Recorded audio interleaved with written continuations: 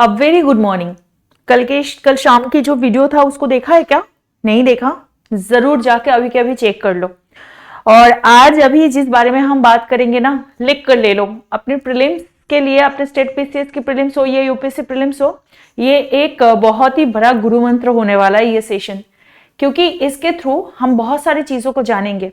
लोकपाल क्या है वो तो जानेंगे ही, और लोकपाल के जो नए चेयरमैन बने हैं उनके बारे में जानेंगे, उनके पास्ट जानेंगे, उनके वजह से क्या क्या हुआ उसको जानेंगे, और उसके साथ ये लोकपाल ये चीज है क्या इसके बारे में भी डिटेल्स जानेंगे।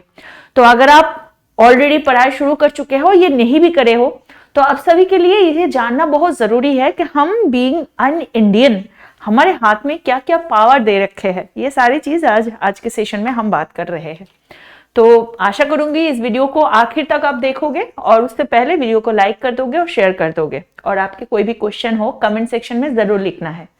तो सेशन को शुरू करने से पहले मैं आपको बता देती हूँ, हमारे जो फाउंडेशन कोर्स है वो तो लॉन्च हो चुका है। उस पर आपको 30% डिस्काउंट मिलेगा अगर आप इसमें अपना एडमिशन कराते हो।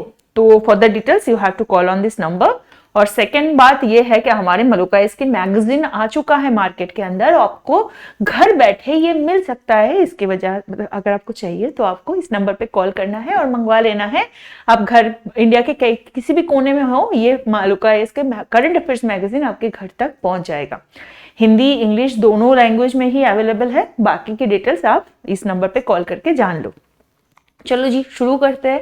देखो, लोकपाल शुरू करने से पहले मैं आपको बहुत इंपॉर्टेंट चीज बता देती हूँ कि जो फॉर्मर सुप्रीम कोर्ट के जज थे जस्टिस एम खनविलकर, इनको चुना गया है लोकपाल चेयरपर्सन के रूप में, यही अपॉइंटेड हुआ है। लेकिन वही जैसे मैंने बताया कि लोकपाल है क्या, इसका काम क्या है, और जस्टिस खानविलकर ने अपने करियर में कौन कौन सा ऐसे इंपॉर्टेंट केसेस जज किए हैं, ये सारी चीज आज के सेशन में हम जानेंगे। पहले क्या जानेंगे, व्हाट इज, कहां पे है, व्हाट इज लोकपाल। ठीक है, व्हाट इज लोकपाल। सबसे पहले हम जान लेते हैं कि लोकपाल क्या है। लोकपाल का अगर सिंपल वे में हम समझे तो ये एक एंटी करप्शन ओम्बड्समैन है। मतलब ये क्या करेगा, जो कि भारत सरकार के खिलाफ किसी भी करप्शन या भ्रष्टाचार की शिकायत को इन्वेस्टिगेट और प्रोसिक्यूट करने का अधिकार रखता है। बेसिकली ये जो लोकपाल है, इसका मतलब ये है ये एक कोर्ट है। ये ऐसे समझ के चलो। ये कोर्ट को एस्टैब्लिश कैसे करा गया, क्यों करा गया? इसलिए करा गया कि भारत सरकार, केंद्र सरकार के अधीन जो भी ऑफिसर्स है, जो भी लोग हैं, मिनिस्टर्स हो सकता है, ये लोग अगर करप्शन कर रहे हैं और आपको लग रहा है कि ये आदमी करप्टेड है, तो उसके बारे में आप डेफिनेटली जा सकते हो। और जो आप रिपोर्ट लिखाओगे, किसके पास लिखाओगे? लोकपाल के पास। ठीक है, ये जाके आप सुप्रीम कोर्ट में या इसमें नहीं जा सकते हो। सुप्रीम कोर्ट में तब जा सकते हो अगर आपका फंडामेंटल राइट्स कहीं से विघ्नित होता है या खराब होता है, तब आप सुप्रीम कोर्ट में जा सकते हो। लेकिन जब आप डायरेक्टली करप्शन या भ्रष्टाचार के बारे में कोई शिकायत लगानी है, उसको इन्वेस्टिगेट करने, उसको पहले आपको इन्वेस्टिगेशन कराना है, फिर उसको प्रोसिक्यूट करना है, तो आप किसके पास जाओगे? लोकपाल जाओगे सेंटर के लिए, और स्टेट के लिए जाओगे लोकायुक्त के पास। और ये जो दो चीज है, इसका स्थापना हुआ था 2013 में। ठीक है, ये क्यों हुआ था 2013 का अगर बात करें, सॉरी 2013 में। ठीक है, और अगर आपको याद दिला दूं ये क्यों हुआ था, अन्ना हजारे का मूवमेंट हुआ था, याद है? अन्ना हजारे, अच्छा आपको कैसे याद होगा, तो छोटे बच्चे होंगे ना उस टाइम पे। चलो हम ही तब छोटे बच्चे थे, तो आप लोगों को तो तब स्कूल वूल में थे होंगे, है ना? आप लोग जो पेपर दे रहे हो, नहीं 10 साल पहले की बात है। तो वो उस टाइम पे जो लोकपाल थे, लोकायुक्त एक्ट थे, उसकी जो तभी उसके तहत ही इसको शुरू किया गया था। जैसे कि अन्ना हजारे के, जैसे मैंने बताया, उनके एंटी करप्शन मूवमेंट के बाद लोकपाल में कौन कौन होते हैं पहले ये जान लेते हैं। ये लोकपाल के अंदर चेयरपर्सन होते हैं और 8 मेंबर होते हैं। ठीक है, तो इसमें 3 जुडिशियल इंसान होते हैं और 5 नॉन जुडिशियल होते हैं। चलो और सही से आपको समझाते हैं। अगर हम बात करें, रुक जाओ यार, ये तो बड़ा अजीब कलर लग रहा है मुझे।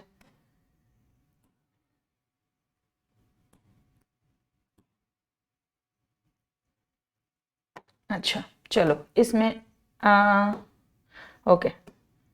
तो बात यह है, हम बात कर रहे हैं कि टोटल लोकपाल में कितने लोग होते हैं। मैंने बताया लोकपाल में total number of people are 8। ठीक है, लोकपाल में कितने लोग होते हैं? टोटल मेंबर इन लोकपाल, इसमें होते हैं टोटल 8 लोग। ठीक है, ये 8 में से 3 लोग होते हैं और यहाँ पे होते हैं 5 लोग। ये जो 3 लोग होते हैं ये होते हैं जुडिशियल पर्सन, अच्छी तरह से जिसको जुडिशियरी के नॉलेज हो। ये होते हैं नॉन जुडिशियल, ये होता है कौन? Non judicial. अब नॉन जुडिशियल के अंदर कौन आएगा? प्राइम मिनिस्टर आते हैं जैसे। ठीक है, सिर्फ यही नहीं, अगर हम बात करें इसमें लोकपाल चेयरपर्सन और इसमें अच्छा लोकपाल के मेंबर की बात के पहले इसका जो चेयरमैन बनते हैं, जिन चेयरमैन के बारे में हम बात कर रहे हैं ना, वो चेयरमैन कैसे अपॉइंटेड होते हैं? Through president of India. ठीक है, प्रेसिडेंट ऑफ इंडिया के थ्रू ये अपॉइंटेड होते हैं। और ये चीज भी हमें याद रखना है कि ये आइदर 70 साल या 5 साल। समझ में आया? अगर किसी की उम्र 70 साल हो गया है तब तक, मानो कोई लोकपाल के चेयरमैन 68 में बने, तो ये कितने साल के लिए बनेंगे? 2 साल के लिए। कोई आदमी मानो 60 इयर्स में लोकपाल के चेयरमैन बन गए, तो वो कितने दिन के लिए बनेंगे? हाईएस्ट 65 इयर्स तक। समझ में आया?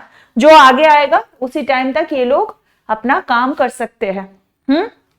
और यहाँ पे और एक चीज हमें बताना पड़ेगा कि इनको जो चूज करने से पहले, प्रेसिडेंट जब इनको अपॉइंट करते हैं, इनसे पहले एक सिलेक्शन कमेटी बनाया जाता है।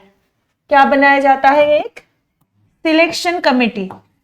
अब इस सिलेक्शन कमेटी में क्या होता है? ये सिलेक्शन कमेटी सिलेक्ट करते हैं इनके मेंबर्स को। ये जो मेंबर्स होंगे इसमें कौन कौन होता है? एक प्राइम मिनिस्टर होता है इनका अध्यक्ष। ठीक है, प्राइम मिनिस्टर के साथ साथ और कौन कौन होता है? चीफ जस्टिस ऑफ इंडिया होते हैं। ठीक है, चीफ जस्टिस ऑफ इंडिया होते हैं।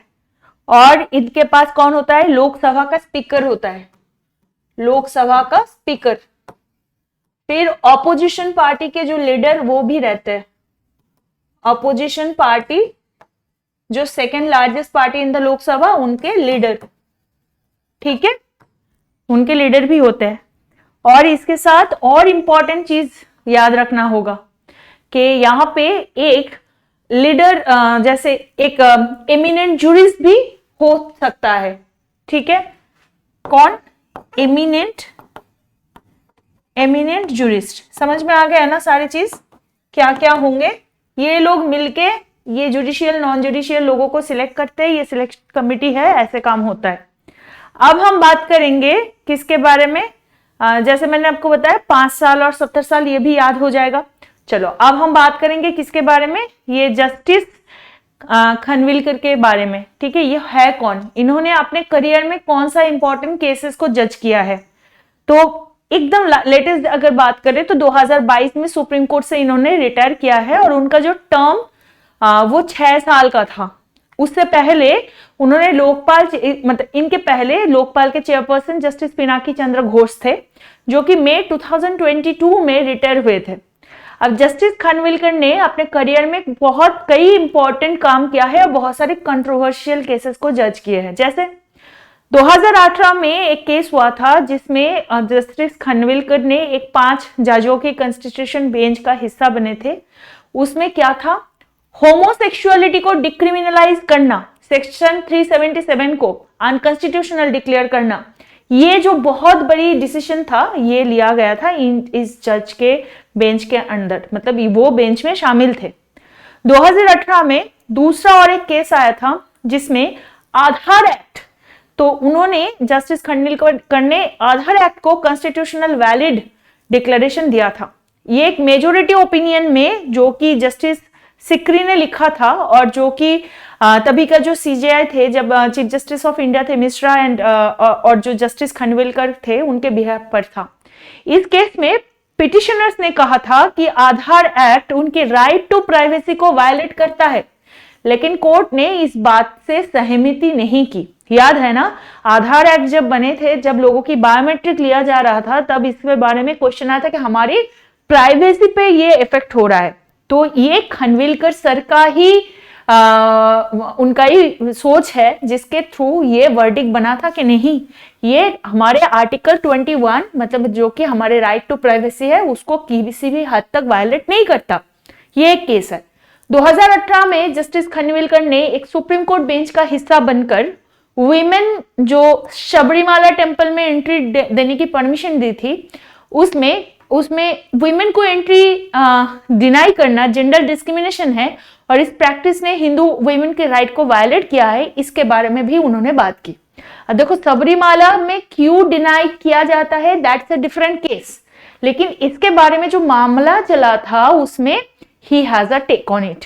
ठीक है, 2022 में जब वो रिटायर हुए थे उससे पहले ही जस्टिस खनविलकर ने एक बेंच का हिस्सा बनाए थे जहां पे जाकिया जाफरी की प्ली को डिसमिस किया गया, जो कि एसआईटी को क्लीन चिट को का एसआईटी की दिया हुआ क्लीन चिट को चैलेंज कर रही थी, जो कि 64 लोगों को, जिनमें से एक तभी का चीफ मिनिस्टर नरेंद्र मोदी थे, 2002 गुजरात राइट्स केस में दी गई थी। तो 2022 में जस्टिस खनविलकर की कई क्रूशियल वर्डिक्ट्स दिए थे जो कि स्टेट के स्वीपिंग पावर को वैलिडेट करते थे।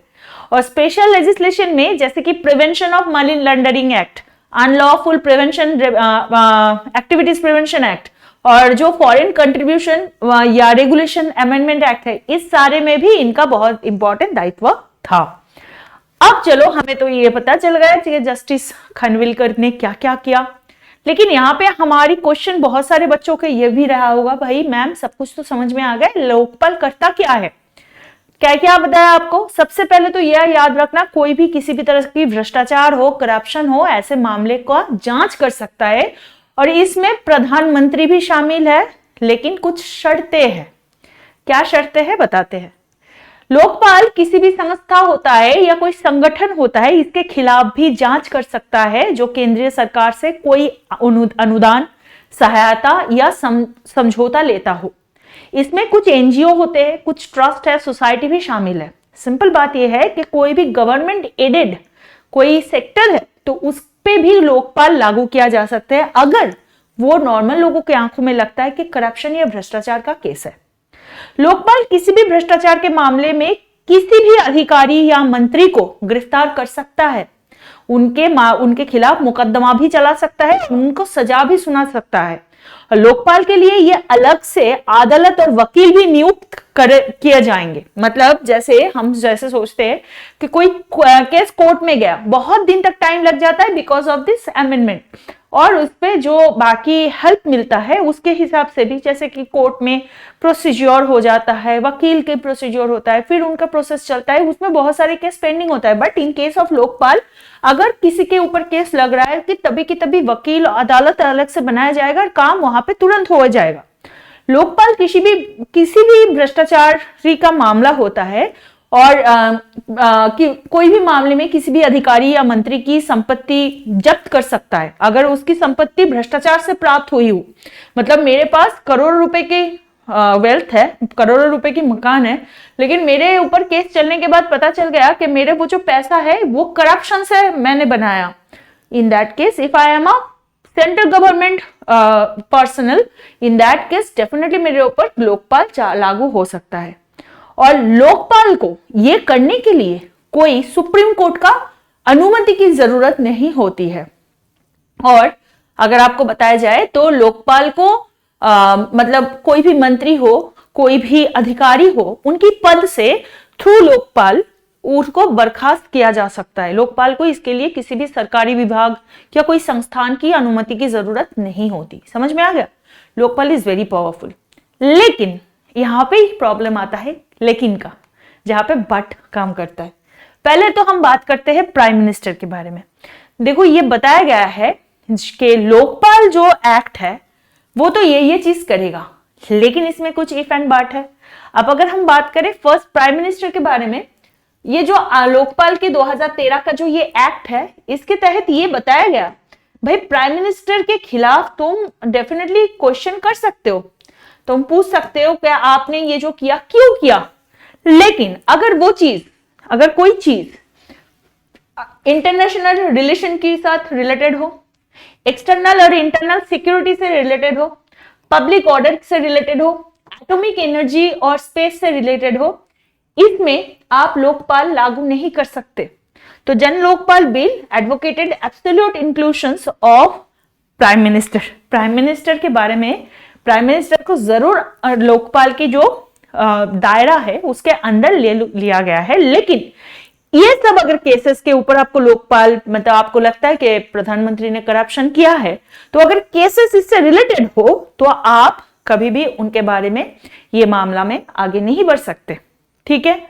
अब आपको ये भी याद रखना है कि जैसे कि आपको मैंने बताया कि लोकपाल का कुछ ऐसे भी चीजें हैं, सीमाएं हैं, जहां पे हर एक अध्यक्ष हर एक पद के लिए एक उनके बारे में चीजें जानने के लिए एक अथॉरिटी से अनुमति लेना होता है। तो इस अनुमति को कंपिटेंट अथॉरिटी कहते हैं। प्रधानमंत्री के लिए कंपिटेंट अथॉरिटी कौन है? राष्ट्रपति। और बाकी अन्य मंत्रियों के लिए अगर आपको कंपिटेंट अथॉरिटी की प्रयोजन है तो वो होगा प्रधानमंत्री खुद। मतलब मानो मुझे हुआ, मुझे लगा कि हमारे जो होम मिनिस्टर है उनके ऊपर मुझे अगर करप्शन का केस लगाना है, या मुझे लगा कि कोई भी मिनिस्ट्री है, कौन सा ले लूं, women and child welfare ministry मान लेते हैं, उनके जो, और या कोई भी कैबिनेट के मिनिस्टर्स हो या कोई भी लोकसभा के मिनिस्टर्स हो, उनके ऊपर हमें लग रहा है कि इनके ऊपर करप्शन की चार्जेस लगेंगे। लेकिन वो चार्जेस तभी लग सकते हैं अगर उनके जो कंपिटेंट अथॉरिटी है, यानी कि जो प्राइम मिनिस्टर है, अगर वो उस पर परमिशन देते हैं, तभी जाके वो चार्जेस लगेंगे। ठीक है। तो ये एक बात हुई। तो अब अगर प्रधानमंत्री जी के अंडर कोई काम कर रहे हैं, if I am a prime minister and there are people around me who are very near and dear to my party and also close to me, I will never give opportunity to the other person to intervene in that and to give any charges on that, है ना। ये तो होने नहीं देंगे। अब जो central केंद्रीय सरकार है, जो सेंट्रल गवर्नमेंट है, वो किसी भी अधिकारी या मंत्री के खिलाफ भ्रष्टाचार के आरोप तभी लगा सकते हैं जब उनका काम उनके ही विभाग से संबंधित हो। मतलब अगर मुझे कोई एक्स मिनिस्ट्री का चार्जेस लगाना है तो एक्स मिनिस्ट्री के जो मिनिस्टर्स है उनके ऊपर लगा सकते हैं। अब एक्स मिनिस्टर्स, मानो कोई वाई मिनिस्टर है, उसके में कुछ घोटाला हुआ है जिसमें इस एक्स मिनिस्टर का नाम आ रहा है। समझ में नहीं आया ना? चलो मैं तुम्हें बताती हूँ। मानो कि ये एक मिनिस्टर है, मैं मान लिया एक होम मिनिस्टर है। ठीक है, देखते हैं, ऐसे समझते हैं। अब ये है होम मिनिस्टर। अब होम मिनिस्टर में, होम मिनिस्टर तो नहीं, होम मिनिस्ट्री बताऊंगी। ठीक है, ये होम मिनिस्ट्री है और ये ट्रांसपोर्टेशन मिनिस्ट्री है। ट्रांसपोर्टेशन मिनिस्ट्री, देखो यहां पे बताया गया सारे चरित्र काल्पनिक है, इनका वास्तविकता से कोई संबंध नहीं है। इसमें है सुरेश जी, इसमें है मानो रमेश जी, इसमें है मानो राहुल जी। अरे नहीं, राहुल नहीं, ये गलत हो जाएगा, फिर मुझे बच्चे बताएंगे क्या बात कर रहे हो, है ना। फिर हो गया यहाँ पे बिमल जी। ठीक है, ये लोग हैं मिनिस्ट्री के अंदर। और यहाँ पे क्या कौन कौन है? यहाँ पे है कोई श्याम जी, यहाँ पे कोई रहीम जी, ठीक है, यहाँ पे कोई शासमल जी, ऐसे कुछ नाम समझ लो। ठीक है। अब मानो ट्रांसपोर्टेशन मिनिस्ट्री के अंदर घोटाला हुआ है, इसमें करप्शन हुआ है। अब इनके जो पैसे है ना, इनके जो पैसे है, इसको अब अगर आप छानबीन करते हो तो पता चला कि इस पैसे को खाने में इन लोगों में तो हाथ है कि नहीं है, लेकिन यहाँ पे विमल जी भी इसके साथ जुड़े हैं। ठीक है, ये पता चला। लेकिन इसके कारण विमल जी के ऊपर आप करप्शन के चार्जेस नहीं लगा सकते हो अंडर लोकपाल, बिकॉज विमल जी का ये मिनिस्ट्री है ही नहीं। तो विमल जी दूसरे मिनिस्ट्री से है। तो सिंपल ये है कि जो मिनिस्ट्री है उसी के अंदर ही चार्जेस लग सकता है। समझ में आया? हाँ, क्लियर है ये चीज। अब चलो आपको और एक चीज बताते हैं कि लोकपाल का कहां पे ये पीछे रह गया है। वो क्या है? जैसे एक हम बता सकते हैं कि कोई भी काम, अगर जैसे मैंने आपको बताया कि कोई भी मंत्री हो, अगर उनका भ्रष्टाचार की कोई केसेस आया जो कि इंटरनल सिक्योरिटी, जो राष्ट्रीय सुरक्षा की बात करते हैं, उसके अंदर आता है, जैसे यहां पे हमने बताया, या जैसे एटॉमिक एनर्जी जैसे प्राइम मिनिस्टर के लिए होता है, ये जो अगर चीजें हैं ना, इससे भी संबंधित कोई भी मंत्री हो, उनके खिलाफ लोकपाल नहीं जांच कर सकता।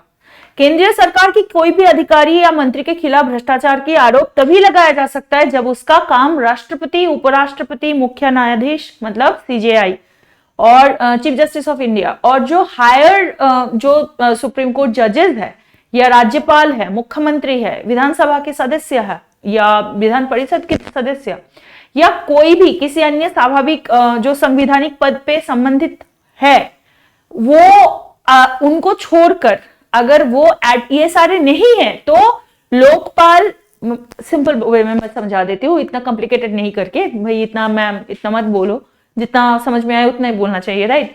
मतलब ये है कि कोई अधिकारी या मंत्री अगर इन पदों से संबंधित काम करता है तो उसके खिलाफ लोकपाल जांच नहीं कर सकता, ठीक है। ये सारे लोगों से कनेक्टेड जो लोग होते हैं डायरेक्टली, तो उनके खिलाफ लोकपाल जांच नहीं कर सकता। तो लोकपाल अच्छा तो है, लेकिन लोकपाल के अंदर बहुत सारे कमियां रखा गया है, उस पर भी बात चल रही है। तो एनीवे, जस्टिस खनविलकर जी ने अपने रोल कैसे निभाएंगे वो तो टाइम की बात है। तो आपको क्या लगता है, क्या ये अपॉइंटमेंट सही हुआ है और लोकपाल का काम क्या है सच में इफेक्टिव है? आपके व्यूज जरूर शेयर कीजिएगा कमेंट सेक्शन में, और नेक्स्ट सेशन में आपको जरूर मिलूंगी। लेकिन याद रखना, वीडियो को लाइक करना है, शेयर करना है और चैनल को सब्सक्राइब जरूर करना है। आज के लिए इतना ही, आपसे मिलेंगे नेक्स्ट सेशन में। तब तक के लिए ध्यान रखिएगा अपने खुद का, अपने परिवार परिजन, माता पिता का, क्योंकि definitely you have become a very responsible citizen. जय हिंद।